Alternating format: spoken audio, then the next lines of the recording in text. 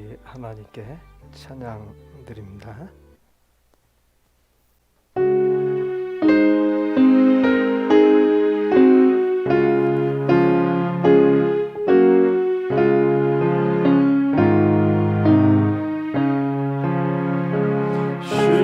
십자가 그늘 아래 나서기 원하네.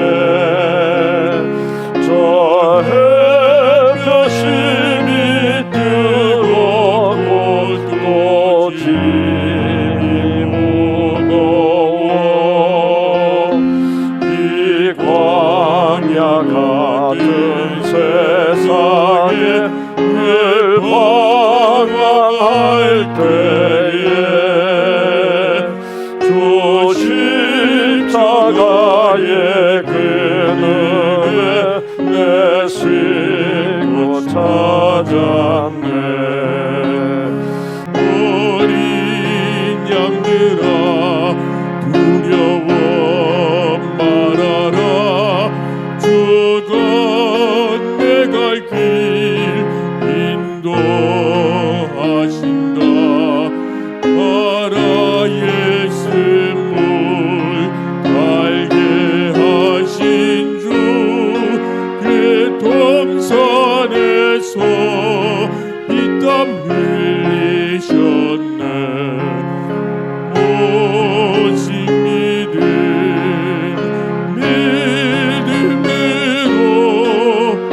두려움 없으리. 오직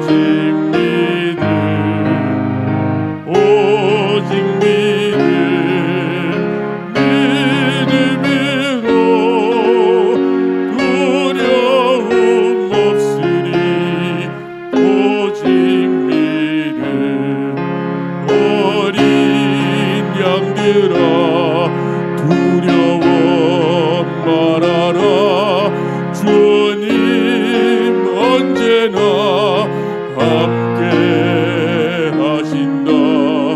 고난과 역경 환난 중에도 능력의 주님 너를 지키신다.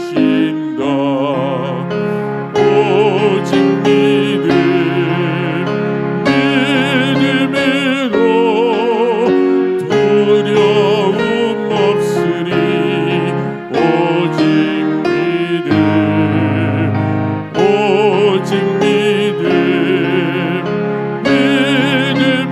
믿음으로 두려움 없으리. 오직 믿음. 연약한 후에 강건하며 애통한 후에 위로받고 눈물 난 후에 웃음 있고 씨 뿌린 후에 추수하네. 외로운 후에 평안 있고 슬퍼한 후에 기쁨 있고 멀어진 후에 가까우며 고독함 후에 친구 있네. 고생한 후에 기쁨 있고 십자가 후에 영광 있고 죽음은 후에 영생하니. 이런 너가 진리로다. 주 예수보다 더 귀한 것은 없네. 이 세상 명예와 바꿀 수 없네. 이 전에 즐기던 세상 일도 주 사랑하는 마음 맺지 못해 세상 즐거움 다 버리고 세상 자랑 다 버렸네. 주 예수보다도 귀한 것은 없네. 예수 밖에는 없네. 주 예수보다도 귀한 것은 없네. 이 세상 행복과 바꿀 수 없네. 유혹과 핍박이 몰려와도 주 섬기는 내 마음 변치 않아. 세상 즐거움 다 버리고 세상 자랑 다 버렸네. 주 예수보다도 귀한 것은 없네. 예수 밖에는 없네.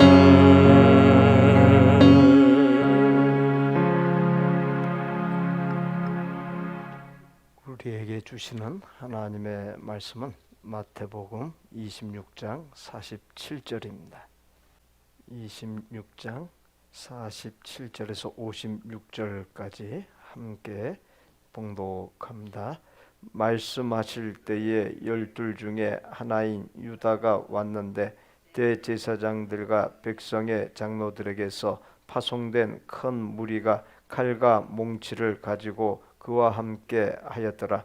예수를 파는 자가 그들에게 군호를 짜 이르되 내가 입맞추는 자가 그이니 그를 잡으라 하니라. 곧 예수께 나와 랍비여 안녕하시옵니까 하고 입을 맞추니 예수께서 이르시되 친구여 네가 무엇을 하려고 왔는지 행하라 하신대 이에 그들이 나와 예수께 손을 대어 잡는지라. 예수와 함께 있던 자 중에 하나가 손을 펴 칼을 빼어 대제사장의 종을 쳐 그 귀를 떨어뜨리니 이에 예수께서 이르시되 네 칼을 도로 칼집에 꽂으라. 칼을 가지는 자는 다 칼로 망하느니라. 너는 내가 내 아버지께 구하여 지금 12군단 더 되는 천사를 보내시게 할 수 없는 줄로 아느냐. 내가 만일 그렇게 하면 이런 일이 있으리라 한 성경이 어떻게 이루어지겠느냐 하시더라. 그때에 예수께서 무리에게 말씀하시되 너희가 강도를 잡는 것 같이 칼과 몽치를 가지고 나를 잡으러 나왔느냐. 내가 날마다 성전에 앉아 가르쳤으되 너희가 나를 잡지 아니하였도다. 마태복음 26장 69절부터 끝까지 함께 봉독합니다. 베드로가 바깥들에 앉았더니 한 여종이 나와 이르되 너도 갈릴리 사람 예수와 함께 있었도다 하거늘 베드로가 모든 사람 앞에서 부인하여 이르되 나는 네가 무슨 말을 하는지 알지 못하겠노라 하며 앞문까지 나가니 다른 여종이 그를 보고 거기 있는 사람들에게 말하되 이 사람은 나사렛 예수와 함께 있었도다 하며 베드로가 맹세하고 또 부인하여 이르되 나는 그 사람을 알지 못하노라 하더라. 조금 후에 곁에 섰던 사람들이 나와 베드로에게 이르되 너도 진실로 그 도당이라 네 말소리가 너를 피명한다 하거늘 그가 저주하며 맹세하여 이르되 나는 그 사람을 알지 못하노라 하니 곧 닭이 울더라. 이에 베드로가 예수의 말씀에 닭 울기 전에 네가 3번 나를 부인하리라 하심이 생각나서 밖에 나가서 심히 통곡하니라. 마가복음 15장 1절 읽고 9절서부터 39절까지 그렇게 이어서 봉독하도록 하겠습니다. 새벽에 대제사장들이 즉시 장로들과 서기관들 곧 온 공회와 더불어 의논하고 예수를 길벅하여 끌고 가서 빌라도에게 넘겨주니 빌라도가 대답하여 이르되 너희는 내가 유대인의 왕을 너희에게 놓아주기를 원하느냐 하니 이는 그가 대제사장들이 시기로 예수를 넘겨준 줄 알미러라. 그러나 대제사장들이 무리를 충동하여 도리어 바라바를 놓아달라 하게 하니 빌라도가 또 대답하여 이르되 그러면 너희가 유대인의 왕이라 하는 일을 내가 어떻게 하랴. 그들이 다시 소리 지르되 그를 십자가에 못 박게 하소서. 빌라도가 이르되 어찌미냐 무슨 악한 일을 하였느냐 하니 더욱 소리 지르되 십자가에 못 박게 하소서 하느니라. 빌라도가 무리에게 만족을 주고자 하여 바라바는 놓아주고 예수는 채찍질하고 십자가에 못 박히게 넘겨주니라. 군인들이 이 예수를 끌고 브라이도리온이라는 뜰 안으로 들어가서 온 군대를 모으고 예수에게 자색 옷을 입히고 가시관을 엮어 씌우고 경례하여 이르되 유대인의 왕이여 평안할지어다 하고 갈대로 그의 머리를 치며 침을 뱉으며 꿇어 절하더라. 희롱을 다한 후 자색 옷을 벗기고 도로 그의 옷을 입히고 십자가에 못 박으려고 끌고 나가니라. 마침 알렉산더와 루포의 아버지인 구레네 사람 시몬이 시골로부터 와서 지나가는데 그들이 그를 억지로 같이 가게 하여 예수의 십자가를 지우고 예수를 끌고 골고다라 하는 곳 번역하면 해골의 곳에 이르러 모략을 탄 포도주를 주었으나 예수께서 받지 아니하시니라. 십자가에 못 박고 그 옷을 나눌세 누가 얻은 것을 가질까 하여 제비를 뽑더라. 제가 탐식되어 십자가에 못 박으니라. 그 위에 있는 제패에 유대인의 왕이라 썼고 강도 둘을 예수와 함께 십자가에 못 박으니 하나는 그의 우편에 하나는 좌편에 있더라. 지나가는 자들은 자기 머리를 흔들며 예수를 모욕하여 이르되 아하 성전을 헐고 사울에 짓는다는 다여 네가 너를 구원하여 십자가에서 내려오라 하고 그와 같이 대제사장들도 서기관들과 함께 희롱하며 서로 말하되 그가 남은 구원하였으되 자기는 구원할 수 없도다. 이스라엘의 왕 그리스도가 지금 십자가에서 내려와 우리가 보고 믿게 할지어다 하며 함께 십자가에 못 박힌 자들도 예수를 욕하더라. 제6시가 되매 온 땅에 어둠이 임하여 제9시까지 계속하더니 제9시에 예수께서 크게 소리 지르시되 엘리 엘리 라마 사박다니 하시니 이를 번역하면 나의 하나님 어찌하여 나를 버리셨나이까 하는 뜻이라. 곁에 섰던 자 중 어떤 이들이 듣고 이르되 보라 엘리야를 부른다 하고 한 사람이 달려가서 해면에 신 포도주를 적시어 갈대에 깨어 마시게 하고 이르되 가만들아 엘리야가 와서 그를 내려주나 보자 하더라. 예수께서 큰 소리를 지르시고 숨지시니라. 이에 성소 휘장이 위로부터 아래까지 찢어져 둘이 되니라. 예수를 향하여 섰던 백부장이 그렇게 숨지심을 보고 이르되 이 사람은 진실로 하나님의 아들이었도다 하더라. 마태복음 27장 57절에서 61절까지 함께 봉독합니다. 저물었을 때에 아리마대의 부자 요셉이라 하는 사람이 왔으니 그도 예수의 제자라. 빌라도에게 가서 예수의 시체를 달라 하니 이에 빌라도가 내주라 명령하거늘 요셉이 시체를 가져다가 깨끗한 쇠모프로 싸서 바위 속에 판 자기 새 무덤에 넣어두고 큰 돌을 굴려 무덤 문에 놓고 가니 거기 막달라 마리아와 다른 마리아가 무덤을 향하여 앉았더라. 오늘 금요일은 예수님이 체포당하는 그런 이제 장면들이 있게 되고요. 그리고 계속 이리저리 불려다니면서 신문당하고 재판을 받는 그런 장면들이 나옵니다. 예수님께서 목요일 날 저녁 때 최후의 만찬을 끝내고 그리고 감람산 곧 겟세마네 동산으로 가셔서 기도하시죠. 그 기도할 때 이마에 땀방울이 땅에 떨어질 때 핏방울이 될 정도로 온 마음과 힘을 다해서 그렇게 이제 기도하시게 되고요. 그리고 나서 그때 이제 시간으로 자정에서 새벽 3시 그 사이에 예수님께서 체포당했을 것으로 그렇게 추정을 합니다. 그리고 나서 이제 밤새도록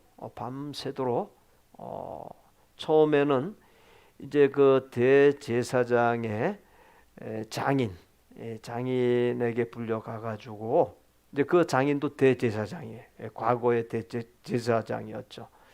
가서 이제 신문당하고 그 다음에 현직 대제사장에게 가서 이제 신문당하고 이제 거기서 끝나지 않습니다. 이제 산헤드린 그 공의회를 여는데 이스라엘에는 각 도시마다 산헤드린이라고 하는 법정이 있었습니다.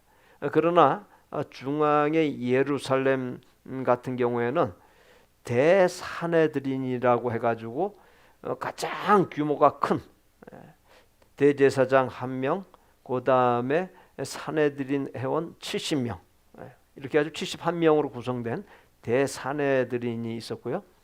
그리고 이제 지방마다 산헤드린이 있었는데 그건 23명으로 구성되어 있습니다.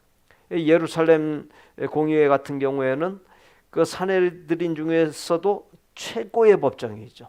최고의 법정인데 그 당시 때는 로마 식민지 치하에 있었기 때문에 재판을 할 수는 있어요. 재판을 할 수는 있지만 예를 들어서 사형까지도 언도할 수 있지만 그러나 사형을 집행하지는 못해요. 식민지 치하에 있었기 때문에 사형권은 로마에게 있었습니다. 로마 정권에. 그래서 이제 대제사장 두 사람 신문을 받고 사형을 결정하지만 집행을 못하니까 총독 빌라도에게 보냅니다. 총독 빌라도에게 보내서 거기서 또 이제 신문하고 이제 재판을 하는데, 근데 빌라도가 봤을 때 사형시킬 만한 죄목이 없어요. 그러니까 이 빌라도가 자기도 이제 어떻게 할 수 없으니까 그 당시 예수님께서 갈릴리 나사렛 출신이기 때문에 갈릴리 지방의 분봉 왕이었던 헤롯 왕이 유월절을 지키기 위해서 그 지역에 와 있는 것을 알고서 이 헤롯 왕에게 예수님을 보냅니다. 헤롯 왕도 역시 신문하다가 결국은 빌라도 총독에게 다시 돌려보내요. 다시 돌려보내서 이제 예수님을 이제 어떻게 처리할까 그렇게 상황에 놓여 있는 중에 대제사장들이 매수한 사람들이 예수님을 십자가에 못 박아라 막 그 소리 지르면서 소란을 피우는 상황까지 돼버립니다. 그래서 이 빌라도 총독이 이제 그냥 놔뒀다가는 밀란이 일어날 수도 있겠다, 안 되겠다 싶어서 그러면 어떻게 할까 하니까 그때의 그들의 이제 법 중에서 그 다른 죄수를 놓아주면은 이 예수 그리스도를 처형할 수 있는 그런 그 법을 이용해 가지고 대제사장이 매수한 사람들이 예수님을 십자가에 못 박고 바라바라고 하는 강도를 놓아주라 해가지고 이 빌라도 총독이 거기에 그냥 끌려가 버리는, 아무 사형시킬 만한 죄목이 없는데도 불구하고 나에게 책임이 없다. 니네들이 결정한 것이니까 니네들에게 모든 책임이 있다. 그렇게 얘기하고서 이제 사형을 집행하죠. 채찍질을 가하고, 이제 채찍질 가하는데 그냥 일반 채찍질이 아니죠. 끝에 갈고리가 붙어 있는 채찍질을 하는데, 이 채찍질을 하게 되면은 그 갈고리에 의해서 살점이 박혀가지고 그냥 그걸 갖다 찢어내는 거예요. 그런 식으로 채찍질을 가하고, 그리고 십자가에 처형하도록 하는 그런 결과에까지 이르게 됐습니다. 이렇게 예수님께서 체포당해서 붙잡혀 갈 때 예수님의 제자들이 다 도망쳤어요. 베드로 같은 경우에는 예수님이 붙잡혀 가서 신문당하고 재판받는 그 장소를 갖다가 계속 따라갑니다. 그러나 닭이 울기 전에 새벽녘에 예수님을 3번 부인하는데, 처음에는 이제 단순하게 부인을 해요. 두 번째 가서는 맹세까지 해가면서 부인을 하고, 세 번째는 저주까지 해가면서 부인을 하는 일이 있게 됩니다. 3년여 동안 동고동락했던 예수님과 제자들, 운명 공동체로 함께 했던 이 제자들이 다 배신을 하죠. 돌아가서 잠적하고 그렇게 하죠. 왜냐하면 예수님과 같이 자신들도 붙잡혀가 죽임 당할까봐 두려워가지고 그렇게 다 배신을 하게 됩니다. 바로 이 금요일은 예수님께 있어서 가장 고통스러운 날이에요.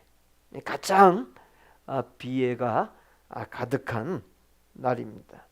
예수님께서 인간을 사랑하시고 인간을 구원하기 위해서 이 세상에 오셨지만, 그 인간에게 버림당하는 그러한 날입니다. 예수님께서 제자들을 어떻게 대하셨습니까? 예수님께서 십자가에 못 박히는 오늘, 바로 하루 직전인 목요일 날에 최후의 만찬을 하시면서 제자들을 사랑하시되 끝까지 사랑하셨다. 그러니까 죽음을 코앞에 앞두고 자기의 죽음을 갖다 걱정하고 두려워하고 그런 것이 아니라 그 제자들을 바라보면서 끝까지 사랑하시고, 그 사랑의 표현으로서 일일이 발을 다 씻겨주시고, 예수님께서 그처럼 하셨죠. 예수님은 제자들을 한 번도 외면하지 아니하고 포기하지 아니하시고 그렇게 사랑해 주셨는데, 생명의 은인인 예수님을 배신하는 일이 있어진 것을 보게 됩니다. 우리는 이러한 제자들의 모습을 보면서 우리가 어떠한 믿음으로 살아가야 되겠는가? 우리는 어떻게 보면 아주 작은 일 가지고도 쉽게 좀 예수님을 외면하는, 하나님을 외면하는 그런 일들이 많지 않습니까? 뭐 예를 들어서 주일 성수하는 거, 뭐 조그만 일 있으면 그냥 예배를 갖다가 스킵해 버리고 그 작은 일에 그냥 다 우리가 시간을 보내는 그런 엉뚱한 모습들이 우리에게 있습니다. 뭐 주일 성수가 이제 그런 대표적인 사례가 될 수 있겠지만, 그 외에도 우리가 쉽게 신앙과 세상적인 것을 갖다가 바꾸어 버리는 그런 모습들이 있지 아니한지 우리 자신을 돌아볼 수 있어야 되겠습니다. 나를 위해서 나를 대신해서 희생 제물이 대신 그 예수님을 우리가 생각한다면은 작은 일 가지고 그렇게 쉽게 예수님을 저버리는 그런 일이 있어서는 안 되겠죠. 신앙을 목숨을 걸고서 지켜 사는 초대교회의 성도들은 다 그렇게 신앙생활을 했어요. 목숨을 걸고 그 원형 경기장 수만 명의 로마 시민이 모여 있는 곳에서 굶주린 짐승들에게 갈기갈기 찢겨 죽임 당하며 또 산채로 묶여가지고 화형을 당하면서 그 외에도 형언할 수 없는 아주 잔인한 방법으로 그들이 살해당하고 그렇게 순교 당하면서 목숨을 걸고 믿음을 지켰다. 왜?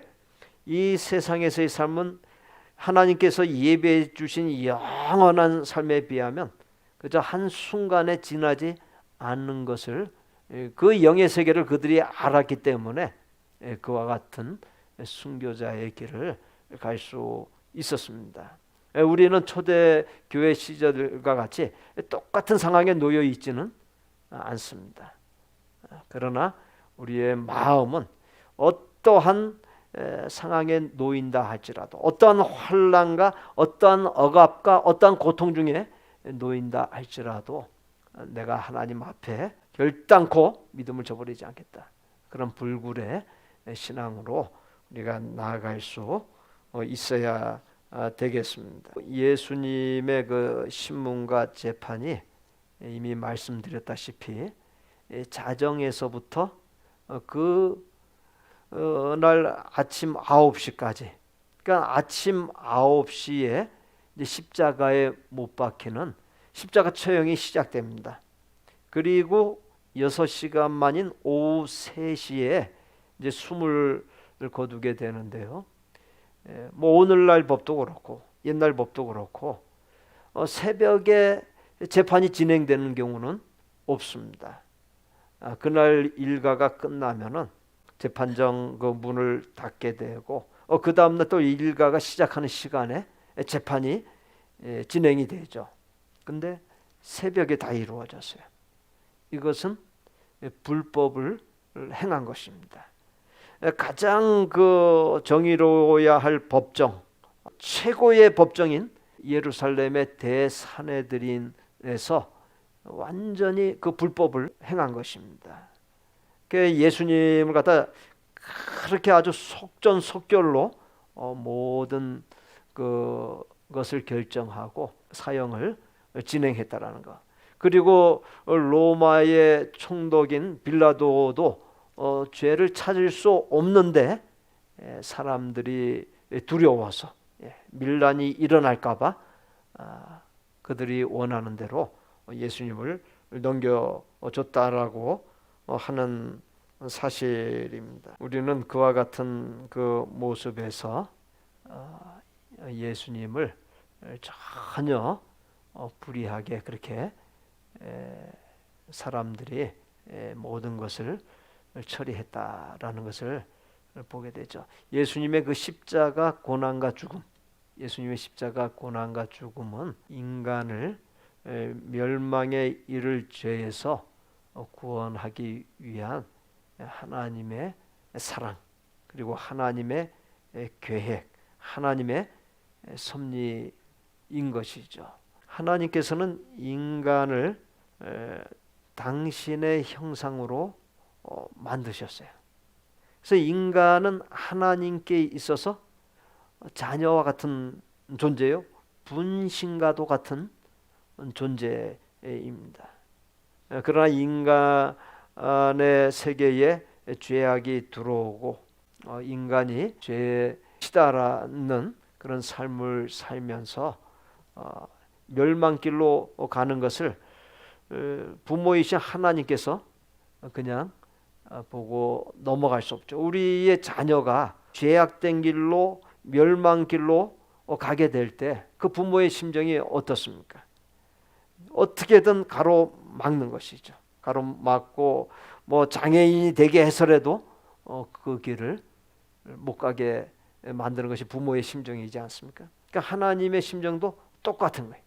당신의 한 조각과 같은 분신과 같은 우리 인간을 멸망에 그대로 방치할 수 없어서 이제 하나님께서 섭리하시고 계획하신 것은 독생자 예수 그리스도를 이 세상에 사람 몸을 입고 보내셔서, 그래서 이 사람 몸을 입었다라고 하는 것은 우리가 예수님을 교리적으로 표현할 때 베레 호모, 베레 데우스, 베레 호모 참 인간, 완전한 인간이요, 베레 데우스 참 하나님, 참 신이다, 완전한 신이다, 이렇게 표현을 합니다.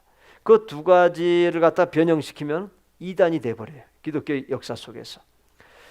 그래서 예수님이 완전한 사람 몸을 입었다라고 하는 것은 우리 인간의 실상을 이 땅에 내려오셔서 똑같이 모든 걸 갖다 다 경험하고 인간의 실상을 너무나도 잘 알게 하기 위해서 그렇게 하셨다는 거예요. 성육신이라고 그걸 표현하죠. 하나님이 사람 몸을 입으셨다. 그것은 하나님께서 인간에 대한 말로 다 할 수 없는 아주 애절한 사랑이 거기에 담겨 있는 것입니다. 천상에서, 하나님 나라에서 모든 것을 누릴 수 있는 그 하나님이 사람 몸을 입으셨다라고 하는 것에는 하나님의 형언할 수 없는 사랑이 담겨져 있습니다.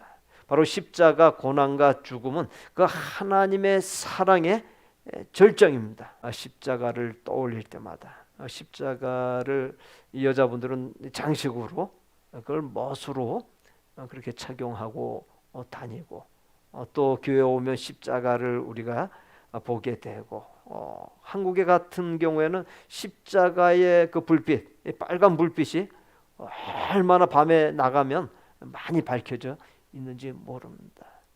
우리가 그 십자가를 바라보고 그 십자가를 떠올릴 때마다 예수님의 십자가 고난과 죽음의 의미, 바로 나의 죄 때문에 나의 죄값을 대신 치러주기 위해서 죽으신 그 형틀이라는 것을, 그 의미를 생각하고, 그 십자가에 달리신 그 예수님을 떠올리면서 어떤 아름다운 삶으로 내가 응답할 것인가, 그것을 생각하면서 그것이 느껴지고 깨달아지고 그 깨달아진 대로 삶을 살 때 그것이 이 땅에 내가 보냄받은 이유와 목적이요 의미라는 것, 그것을 생각하고, 오늘 이제 예수님께서